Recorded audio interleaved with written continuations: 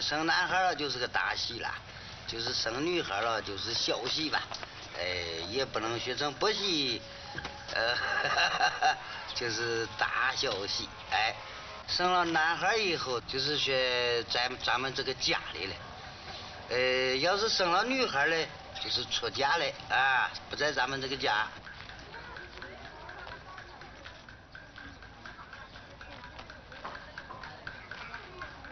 孙子跟孙女儿2个，那个是个大喜，这个是个小喜，这个意思。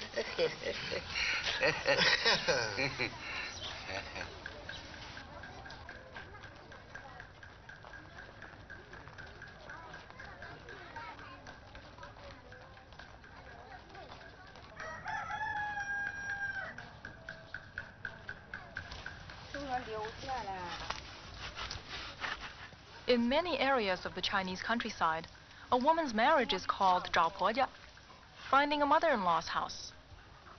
A husband refers to his wife as 我家里的, the person inside my home. And when a woman is described as 没孩子, childless, it often really means that she does not have a son.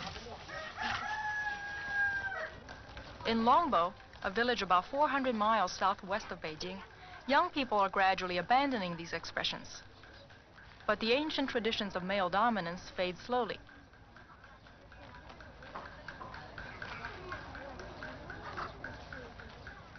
I'm an American born and raised in Beijing. In 1971, I came to Longbo for the first time.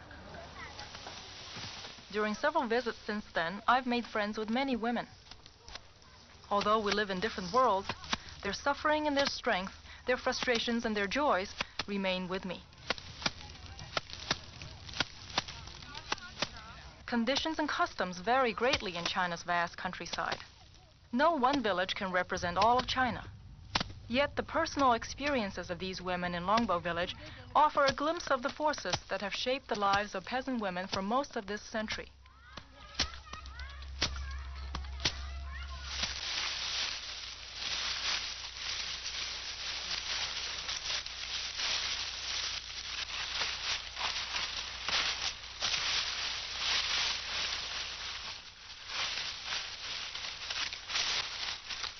Lin Qiao is one of the few women in Longbo who graduated from high school. Her education enabled her to see things somewhat differently from many other women in the village. Contact between young men and women was more tolerated in high school than in any other rural setting. And it was there that Ling Qiao met and fell in love with her husband, Ming Quan. But their romance still caused great embarrassment when it was discovered. My classmates noticed that we were close. They didn't say anything, but they gave me funny looks. One day after school, I was walking home with my girlfriends. The boys were way ahead of us. Suddenly, I saw carved on a tree trunk, Ling Qiao and Ming Quan are a couple.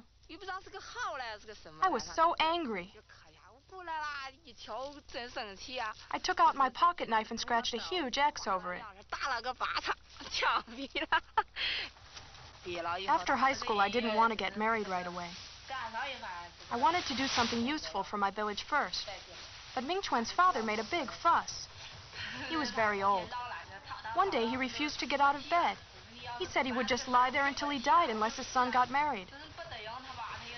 So Ming Quan begged and begged me, and I finally agreed. My parents were very much against it because they had heard that his father was terribly feudal-minded, an old diehard. After a lot of discussion, my father finally agreed. He said, "Well, it's your choice. If it doesn't work out, don't blame me for not finding you the right family." So I got married. And it turned out that his father wasn't sick at all. He got up and went to work every day. A few years later, I walked by the high school on my way to a fair. I remembered that tree with our names carved in it and looked for it. Our names had grown this big.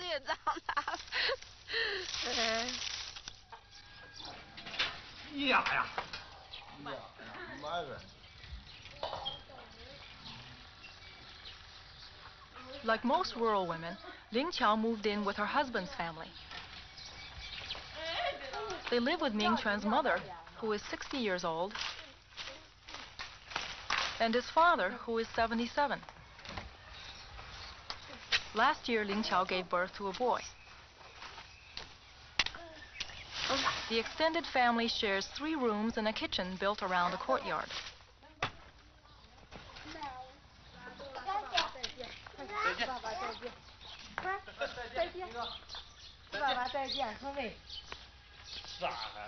Not every young woman plays as large a role as Ling Qiao did in choosing her husband. Parents and go-betweens usually initiate marriage discussions. Then the couple involved makes a decision after very limited contact with one another. This situation is different from the old days when young people had no say at all in their own marriage. Is it easy to meet a young man on your own? I wasn't in school long enough. Only got through 6th grade. I left school when I was 13. Yes, she was too young then. Now she's working in a village workshop with other young girls. It's not easy for her to meet anyone. It's different in factories and schools, but around here we're not used to young men and women getting together on their own. Everyone would badmouth them. Anyway, when a daughter grows up, you don't want her to run around wild. So you have to make arrangements for your daughter. Yes. The parents talk things over and find a suitable match. Then if the young people agree, they get married. Before you were engaged, how well did you know your fiancé? We didn't have much to do with each other. We never talked by ourselves, and we never went to a movie together. If you're not engaged, then who is he to you? Who are you to him? Running to each other's houses like that. That's really indecent. Once you're engaged, then everyone knows so-and-so is going to marry so-and-so, and then it's all right. Once you're engaged and get to know the man, what if you don't like him? You break off the engagement. That's allowed? Yes, but it's not good. People will say, why did you get engaged in the first place? Didn't you know what you were getting into? Can you two sit a little closer?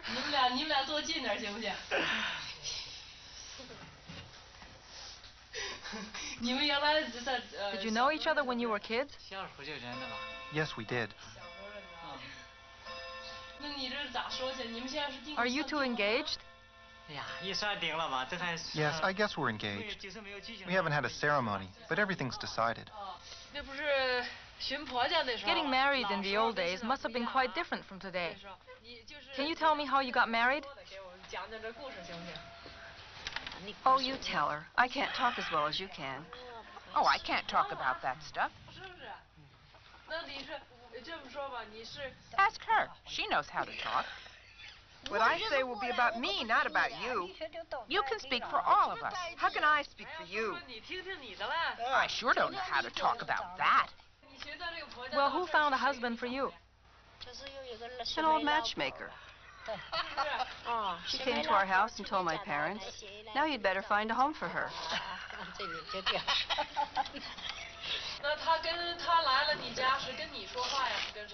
Did the matchmaker talk to you? No, she only talked with the older folks. If your parents agreed to the match, then that was that. She didn't talk to you at all? She'd never talked to me. I was so young I didn't know what was going on. She was only this big. Not much taller than that little boy. That young and your marriage was already decided? Yes, our families arranged it. In those days, you had no say. Once your parents got it settled, that was that.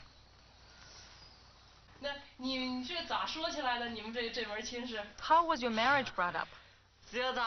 I don't know. Who brought it up? Did the two of you talk? I don't know how to talk about this.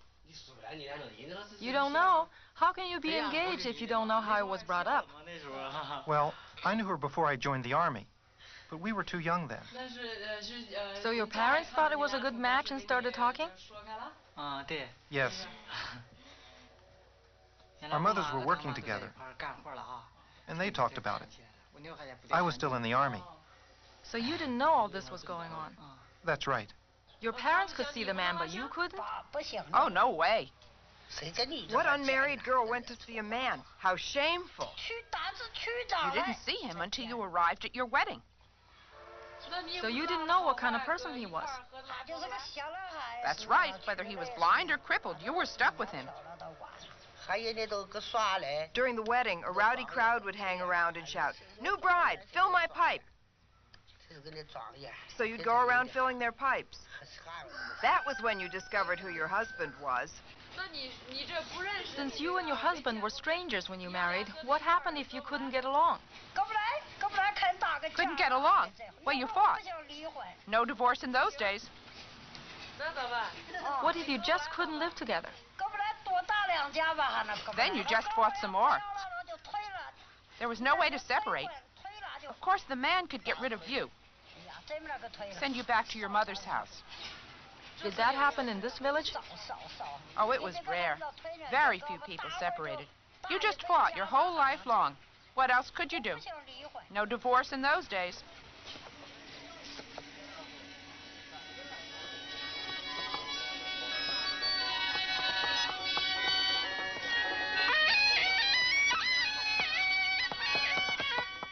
Weddings are usually held after harvest or at New Year's.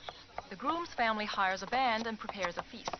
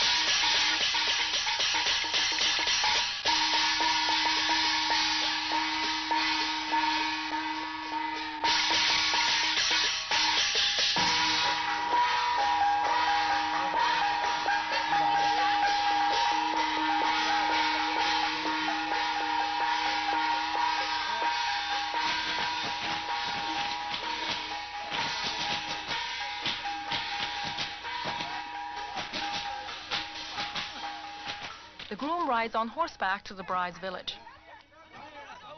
He is accompanied by 4 people from his family. They take extra horses to bring back the bride and a few of her relatives.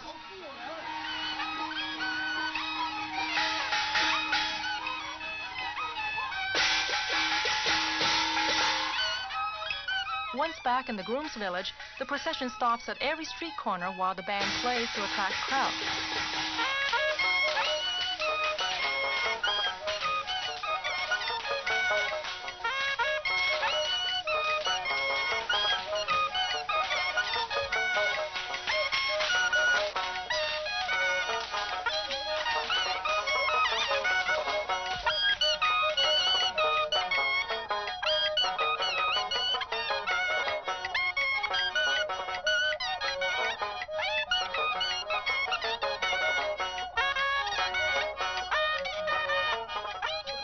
In the past, women generally married into other villages. Recently, it has become more common for women in Longbo to marry within the village. But a woman still must move to her husband's house.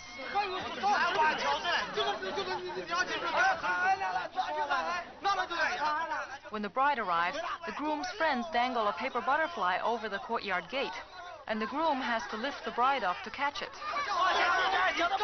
This is the only time the villagers see the couple touch one another. From then on, they will always stay at least a few feet apart in public.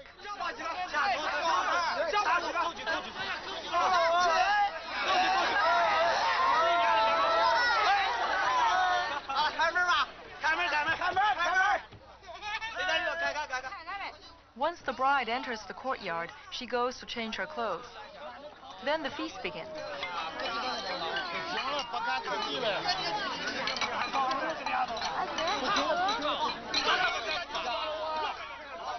Close relatives, special friends, and the musicians are served meat dishes and hard liquor. The rest of the guests eat noodles.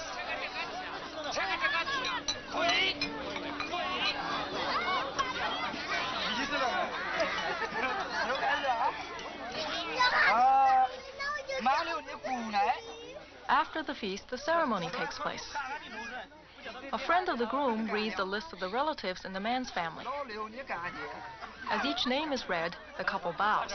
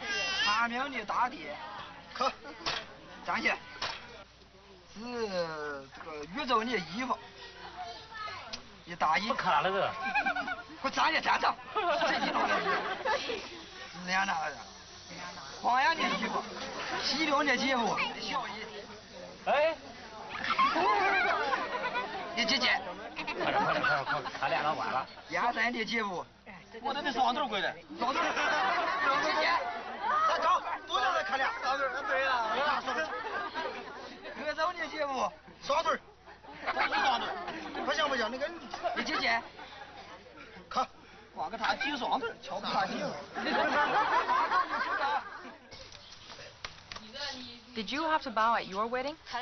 Yes. But I didn't give a damn. I didn't wait for them to push me down. Of course, when the time comes, I'll have to bow. This is the custom. Every family has these rules. No woman can avoid it. You have to do it.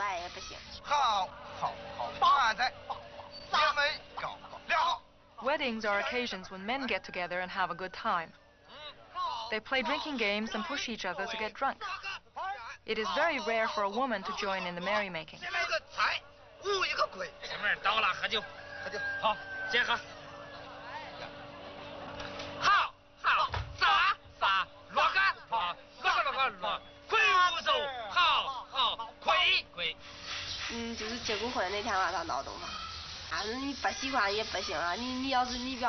On the wedding night, a rowdy crowd gathers in the newlyweds' room.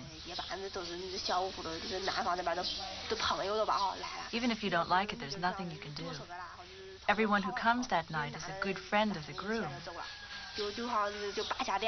If you're too embarrassed and try to run away, then your husband will be very angry. But usually you can't run away because they watch you really closely. The newlyweds aren't comfortable together. That's why there's all that rowdiness on the first night. The groom's parents are afraid that the two of them will be shy. So for 9 days after the wedding, the newlyweds are not allowed to lock their door. The groom's friends can come in and loosen them up. Does everyone want to get married? Oh, everyone wants to get married. A man gets a wife to open the door. That's what getting a wife is for. Open the door and establish descendants. What does opening the door mean? Without future generations, doesn't your house simply close down? The more children, the more prosperity. You give birth to as many as your fate has in store. Now the state wants fewer children. There's birth control. I believe in birth control.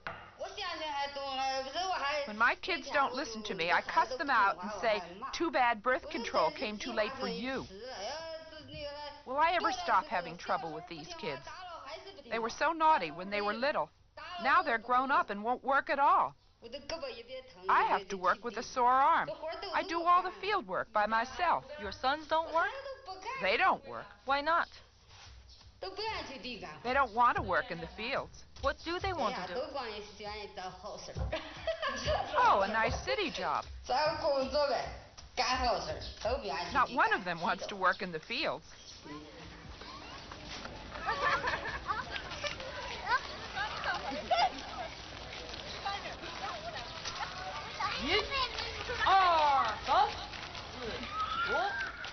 In the last 35 years, China's population has increased from 400 million to over 1 billion. If this expansion goes unchecked, the nation will face severe food shortages by the end of the century. The government is adopting increasingly drastic measures to reduce population growth.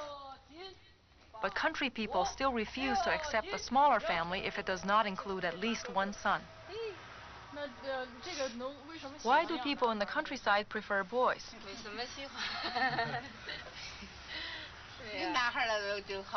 A boy is good. He can open the door and have more children. But a girl, she'll grow up and leave. You've raised her for someone else. That's right. The boy stays home. The boy brings in a wife. A daughter's not family, she's only a relative. Once she grows up and marries, she's no more than a relative, is she? There's an old saying, an unfilial son will at least fetch water for you, but a filial daughter will only bring you mouths to eat your food. That's the truth. Your daughter brings her husband and her kid, 3 mouths to feed. In the factories and mines, workers are allowed only one child, whether it's a boy or a girl. But there's no way this policy can be enforced in the countryside, because we're farmers. In the factories, they earn a regular salary. But here, everyone works the land. You just can't do without a son. A daughter will leave the family when she gets married. How can you survive without a son? A few years ago, a woman had to be sterilized after the 3rd child. Now it's after the 2nd child. If she has a boy and a girl, or 2 boys, then she definitely has to be sterilized. But if she only has 2 girls, she can wait for the time being. How many children do you have? I have a boy and a girl. So your situation is ideal.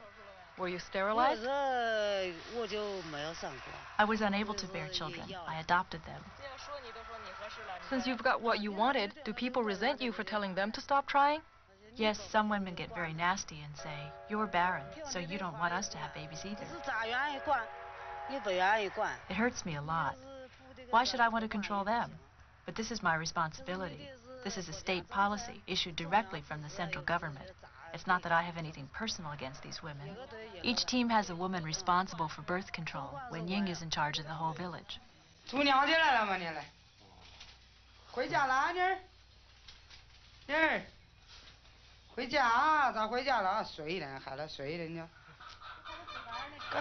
Ying's daughter-in-law just had a baby girl.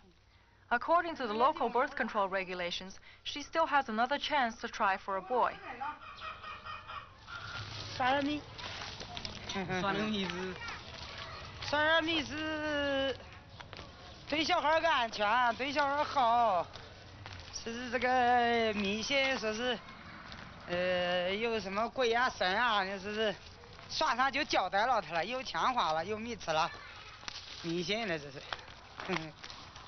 Is your daughter-in-law going to keep trying for a boy? I'm in charge of birth control here, and I can't break the rules. If the government allows it because country people need a son, she'll have another baby in a few years.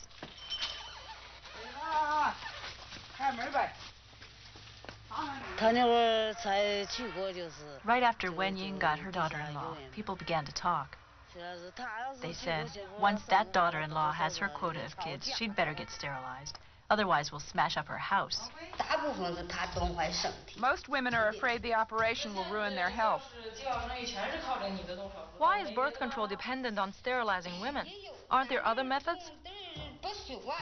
Yes, a man can have an operation, but people here aren't used to the idea. They feel that women are just housewives. If a woman's health is ruined, it doesn't matter as much, since she stays home anyway. This is the attitude in China.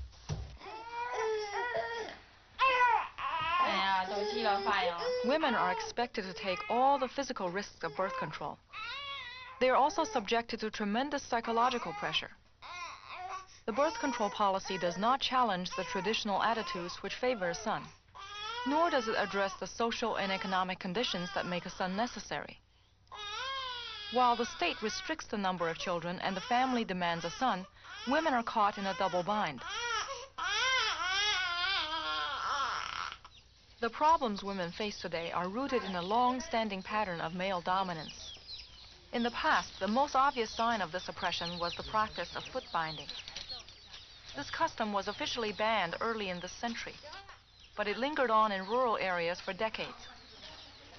If I got into a fight with a woman, all I had to do was stomp on her feet and she'd be finished. She'd fall down. How could she ever win? That's because she had bound feet? Yes. One stomp and she'd hurt so much she'd just have to sit down. So you had an advantage in fights, didn't you? That's the way it was in the old feudal times. How old were you when you had your feet bound? 6 years old. Her feet used to be really tiny. I found a shoe of hers that was only this long. Now her feet are larger because they've been unbound.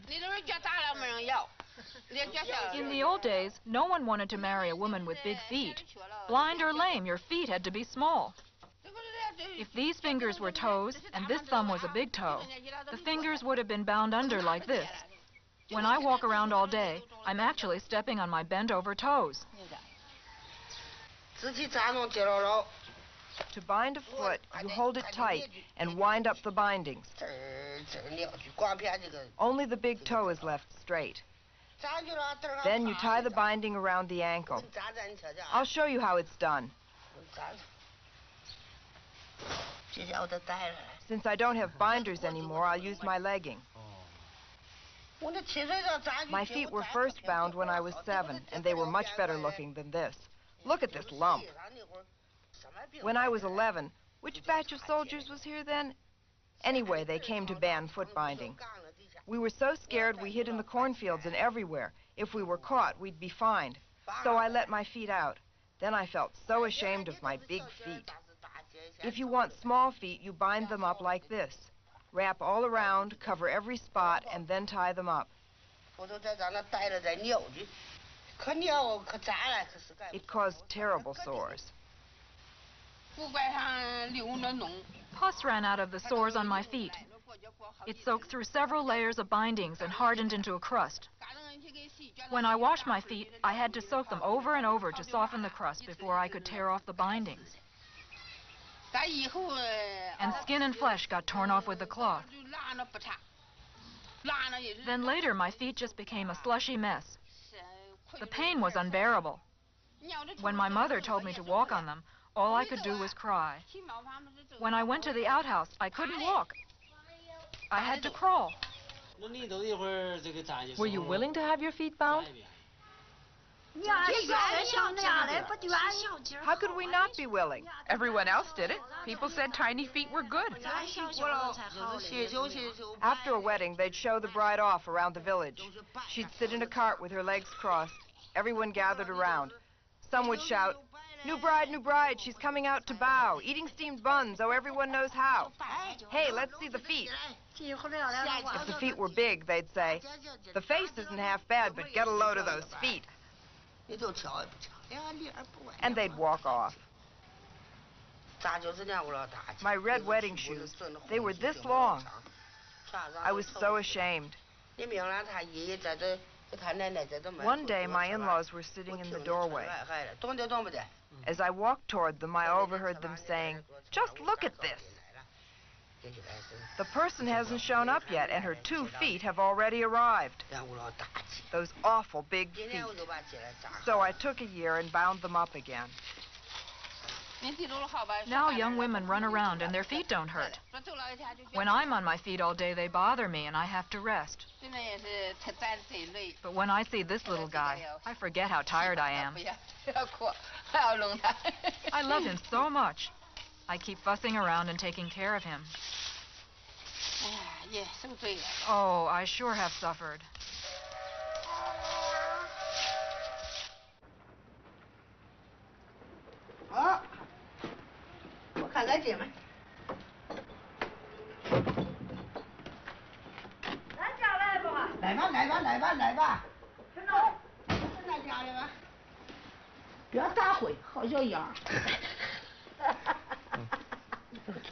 那爹老婆是会学呀，上了那挺好。我这哪是十里地，我就是那忙上到来了。 My village was 4 miles away. I was carried here in a sedan chair.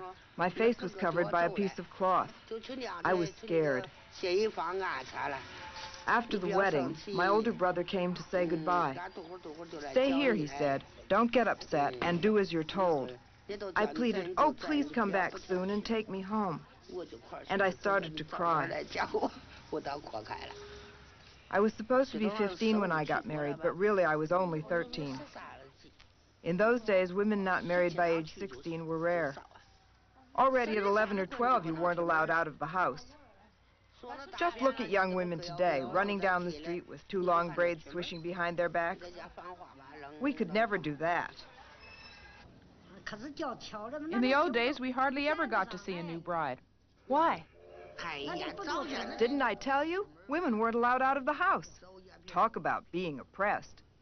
Look at young women today, married in the morning and already running around wild in the afternoon. They really have a good time. A daughter-in-law had no right to speak. Her in-laws gave the orders. She didn't dare leave the house. Since you came from another village, how could you get to know anyone if you didn't leave your husband's courtyard? It was really hard. When you heard a vendor, that was your chance to go out. You had to ask your mother-in-law, Mother, the vendor's here. May I go out and buy a needle and some thread? She'd pull a long face like this. And then say, go ahead. She'd wait a long time before she'd let you go. And then you had to hurry back. Oh, I can't tell you how bad it was. We were really oppressed.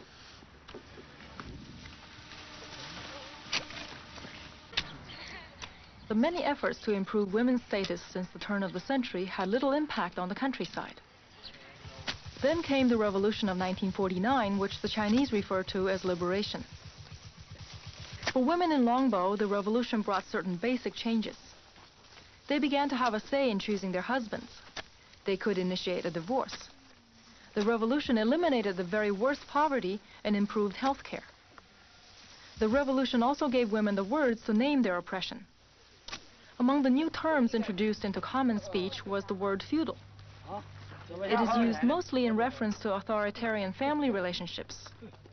A tyrannical husband, mother-in-law, or parent is disapprovingly called a lao fengjian, an old feudal.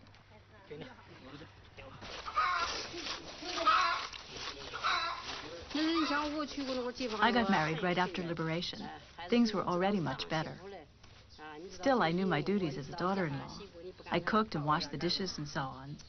I didn't run around much outside the house. That was already the new society. I haven't experienced any real oppression. When I was a young girl, things were really feudal. Nowadays, when you get a daughter-in-law, you have to put her up on a pedestal. You pamper her. You don't dare to treat her badly or criticize her. She only does household chores when she feels like it. In our day, that wouldn't do.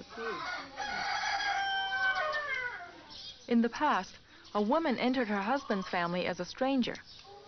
The only secure emotional bond she could establish was with her son. Her son's marriage threatened that bond. The new daughter-in-law was often abused. Even today, tension between mother-in-law and daughter-in-law is common in rural families. But Ling Qiao and her mother-in-law are unusually close. They support each other in the family. In fact, it was only because of Ling Qiao's encouragement that her mother-in-law finally began to stand up for her own rights in the house. I was pregnant twice before and had miscarriages. Most mothers-in-law are still very feudal. They think you're bad luck and say, what is a woman good for anyway besides having children? And you can't even do this one thing right? After my miscarriage, I was very sad. I also worried that my in-laws would be annoyed. I was so depressed I couldn't eat. But my mother-in-law was not so old-fashioned. She actually tried to comfort me. Don't worry, she said. It's not that you couldn't get pregnant. You just lost the baby. I felt so relieved. So she's much more open-minded than the others. I've suffered myself, so I know what it's like.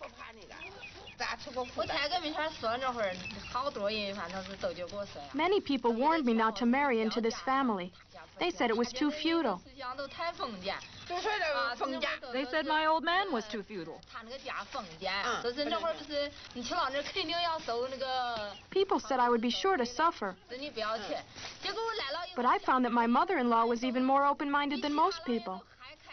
She's not feudal at all.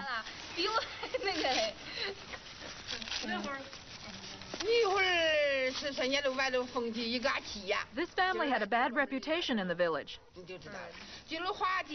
Actually, it wasn't me. It was my old man. But now he's too old. He can't throw his weight around anymore. Ever since she married into this family, I've felt happy and free. I started going out to see operas. I've really risen up in the world. Now that I've had this baby, she has more energy than ever. At mealtimes, she insists that I eat first while she takes care of my baby. I've really got it good here.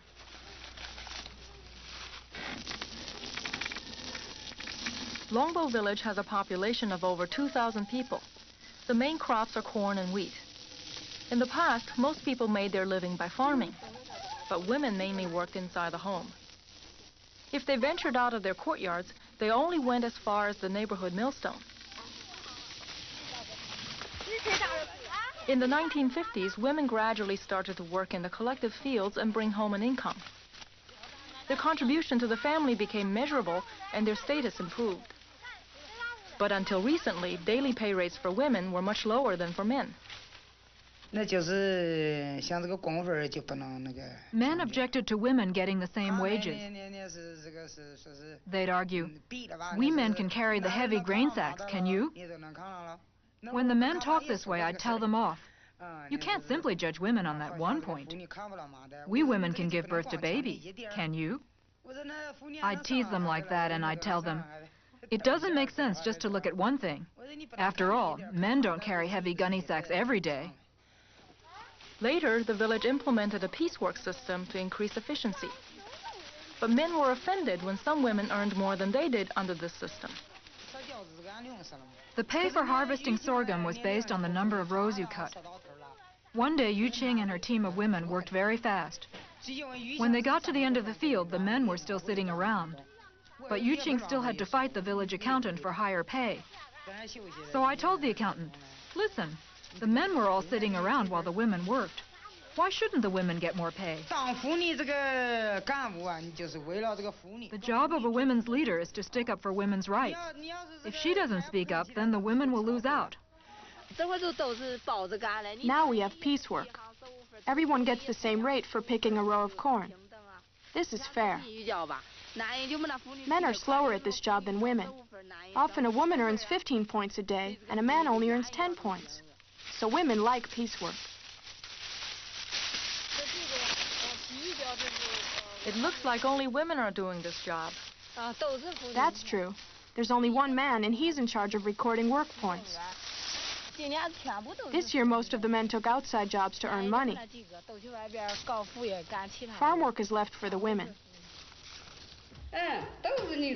Yes, only women work in the fields. Men take jobs and earn money. Can women earn money too? Yes, but women are tied down with children and housework. Very few women go out and earn money. How come you can work in the fields when you have kids, but you can't take other jobs? You go to the fields whenever you have a free moment, like after you've cooked the meals, early in the morning, or after sundown. If you work for money, you have to be on time. That's the difference. I learned to drive a tractor. I even had a license. But now I don't know how anymore. There was no way to arrange the shifts. A woman and a man working together in the fields at night just sounds scandalous. The men didn't want to work with me.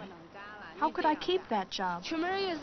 And when you leave the village on money-earning jobs, say hauling coal or dirt, if you have to stay somewhere overnight, it's very inconvenient for a woman. It just couldn't work. So I gave up. Now that women have two jobs, one outside and the other inside the house, are men taking equal responsibility at home? Oh, no, not in a lifetime. How can you ever have equality in housework? You think a woman can expect the man to help keep the kids neat and clean? He'll never do it. Why are children so close to their mothers and not their fathers? Because the mother takes care of them. She'll look at the kid. Oh, his jacket is dirty. I'd better wash it. And the man? He gets up in the morning and takes off. He'll never even notice. In recent years, a highway and a railroad have been built near Longbo. Large factories moved into the area, and the village began to develop its own small-scale industry. One Longbo shop contracts work from a state-run saw blade factory. All the workers in the village shop are young, unmarried women. They polish saw blades. In the summer of 1982, the workers walked out. In managing this shop, I tried different things. At first, only girls worked here. I thought men would be fine too, so I hired some men.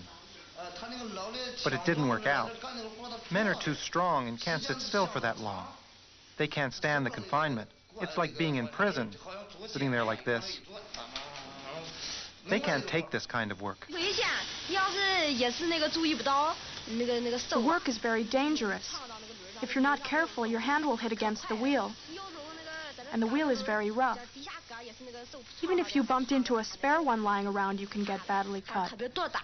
And the stuff seems very poisonous. A cut takes a long time to heal. Now we're divided up into different shifts. But when we first started, we worked straight for 24 hours. It was endless, exhausting. The pay is good, but the work is very hard.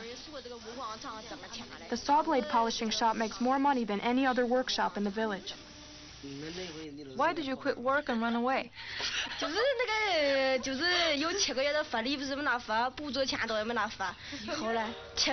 Last year, for 7 months, we didn't get our safety supplies or bonuses. We didn't get gloves, face masks, towels, and soap. Or our cash bonuses. So we got angry and ran off to Big Ridge Mountain. For 5 or 6 months, the workers didn't get their safety supplies and subsidies. Since the village owned the saw blade factory, its income was used to finance the spring planting season. I tried to explain to the workers that there was a cash flow problem and that they would be paid later. But they thought I was lying to them. So I gave up explaining. And they were so narrow-minded and petty that they stopped working. The manager came after us to go back to work. If he found you, it was hard to refuse, so the best way was to hide out for the day. A shutdown cost thousands of dollars. It's serious business. So we ran off and didn't come back till dark. The manager came and scolded us, hopping mad. You see, if they didn't run away, the village leaders would be after them. Every one of the leaders got called upon to get these girls back to work. If the girls stayed in their own houses, one might have refused to go back to work while another might have been pressured into agreeing. If they didn't stick together, they would lose out. I called a meeting, but couldn't find any of the girls. Where did they go? I went to house after house, and they were nowhere to be found. We looked for them all through the night and all the next day. In a state-owned factory, a walkout would be regarded as counter-revolutionary. But a village workshop operates like a family enterprise. The manager of the Longbo saw blade shop is related to many of the workers, and the young women turn over their pay to their parents. Although the workers were unhappy about benefits and working conditions, they were reluctant to confront the manager directly. Running away brought the issue to a head. That night, we were gathered together for a meeting. The manager came, and the first one he called on was me. "Well, girl, are you going to get back to work or not?" "Get going," he yelled. But I didn't dare move. If I went and the others didn't, they would all blame me. I was afraid. I just sat there. He turned to one and then another, but couldn't get anyone to move. So he went to get help from the village head. When I arrived in the courtyard, all the girls were sitting together. They were silent and pouting. I asked, "Are you going back to work or not?" They said, "Sure, we'll go back. But can we work without face masks? It's cold and there's no heat. Is that going to be taken care of?" They brought up all their grievances. I tried to persuade the manager, saying, "All right, they go back to work, and you agree to do your part at the same time. Don't make it into a contest to see who gives in first. Don't get bogged down in this." I was angry, very angry. I got the girls together and fired one of them. I talked it over with the village leaders. I also suspended a few. The others had to go back to work, or they would all be fired. So I dealt with the troublemakers. The girls who were suspended were allowed back in a few days. The girl who was fired came back after 6 months. As long as she recognized her mistake and was willing to change, we let her come back. Now they're all back at work. Everything's fine. He agreed to our demands. Only then did we go back to work. After that, he fired a few girls, but production went down. If he hired new people, he'd have to train them. It would take a long time before they could do as good a job. So he had to call back the ones he fired. When I get married, though, I'll quit that job. It's really not a pleasant place to work. I'll only do it for a few more years for the sake of my family. Once I marry and leave home, I'll quit. 跟爷爷再见，爷在那儿嘞，爷在那儿嘞，快快跟爷再见，咱去唱戏。那不是爷，爷在那儿嘞，我叫，听看，那不是爷，叫爷，那不是爷。爷爷那了，再见，再见，跟爷再见呗。再见，快，快点，跟爷再见。哎呀，磕头嘞，不会再见。拿手起来。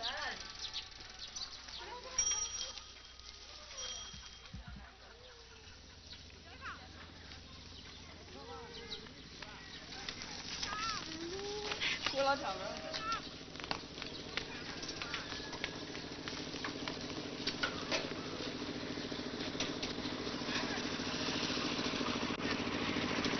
那谁要讲了？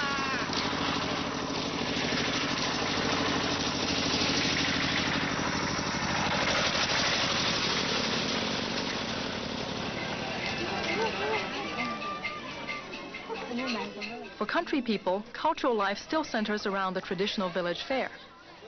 It takes place every 2 or 3 weeks in different locations.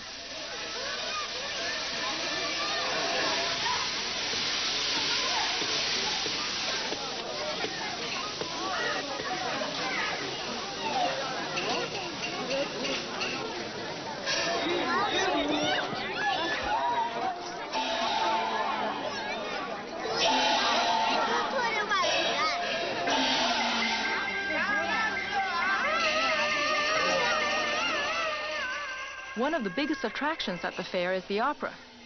It's free and it's performed all day long.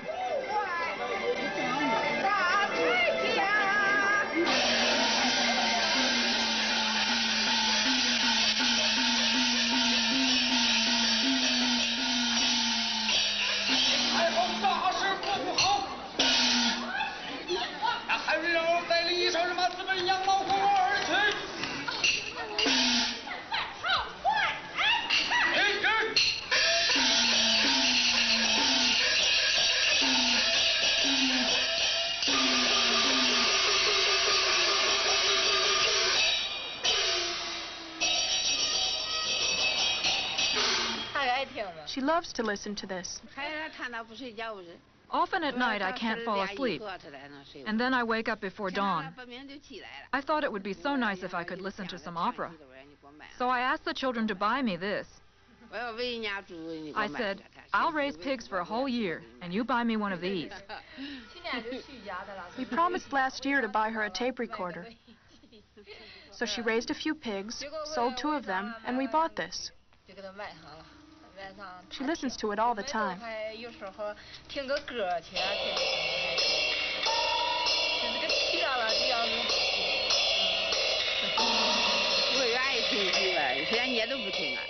I love to listen to opera, but they don't listen to that stuff.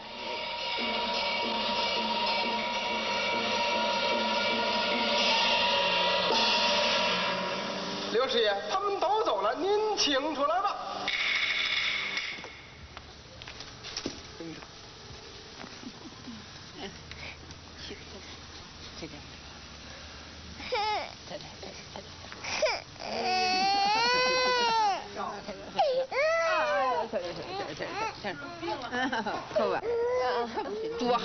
Life is so great now. I've never had it so good before. When I was young, my family was poor. My father wanted to sell me. He said, I'll sell my daughter to whoever comes up with $200. And this old duffer here came up with the money. Back then, I paid silver coins. My father bought grain with the money. Other people said, you're going to marry a much older man. But what could I do? I was already sold. I couldn't refuse, so I agreed to come take a look at this place. If it was no good, I wouldn't stay. Was he good to you? Good or bad, I depended on my own work. I just endured everything waiting for my 2 sons to grow up. Oh, it kills me to talk about the past. I wore the same 2 homespun jackets my whole life. Now they're worn out and I don't wear them anymore. I wove cloth and I tried to bring up my children. Now they've grown up, and look at what they eat. Look at what they wear. It's like living in paradise now.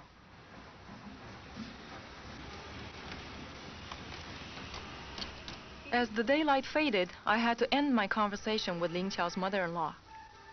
The story of how she was sold to her husband made me want to find out more about her past. But the next day, she refused to talk. When I asked why, she became very upset.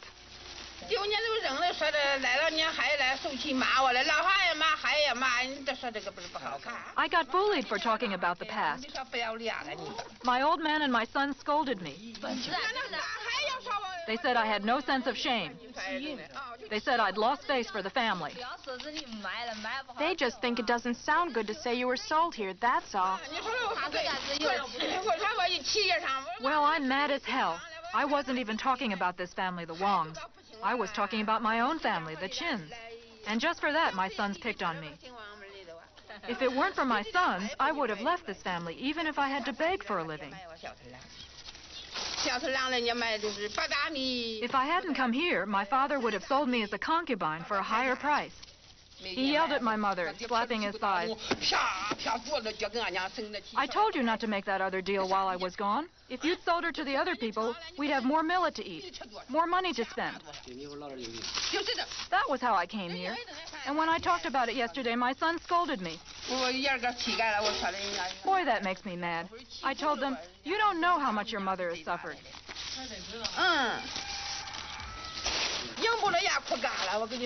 In those days, I cried and cried until I had no more tears.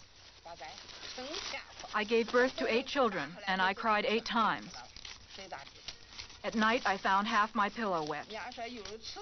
But who cared about me? Who'd even cook me a bowl of hot gruel? When I had my second son, my first baby was lying there, crying all the time. I was crying day and night. I couldn't take it anymore. I thought, why should I have another? I had a hard enough time with only one, so I smothered the new baby. I pressed the quilt over him. He was very strong and struggled. I thought he was dead, but after an hour he groaned. Blood came out of his mouth and soaked the quilt before he died. Then I buried him. I killed my own baby. I had nothing to eat myself, and the other baby was crying. How could I possibly stand one more? I had to kill my own baby. Wasn't there someone in the village who could help you? Who'd come and take care of me? If anyone came, my old man would say I was a slut. No one dared come near this place. Did he ever treat me like a human being? Never. In all the years I've been here, I've never depended on him for a thing, I'm telling you. He never gave me anything. I waited on him all the time, and he said, I paid good money for you. Shouldn't you wait on me? Well, it kills me to wait on him. Now I'm old and I've brought up my children. I only live for my sons. That's all over with. Things are fine now. Of course things are fine now, but when my sons give me grief, I just can't stand it. Oh, don't get too upset. The way they talk, well, they're your own children. My own children. Pretty awful. Their father has bullied me all my life. Now that I'm in the hands of my children, I still have to take this? If I ran around outside all day like some women, then I might put up with this. But I never went anywhere, not even to the village store. And I still have to listen to this? Now things are the way they ought to be. Ever since Ling Chao married into the family, I've been liberated. Whenever an opera is playing, I go. I've really come up in the world. I feel like I'm in paradise. But what does my old man say? You've gotten so uppity you don't know your place anymore.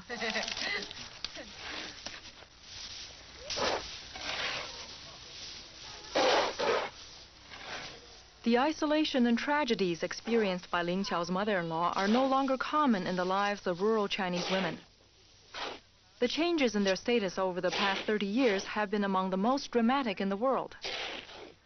But like women everywhere, their problems have no simple solution. One thing seems clear, however.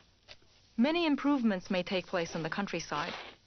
But as long as a woman must leave her own family, marry into a man's household, and continue his family line, she will be considered a small happiness from the day she is born.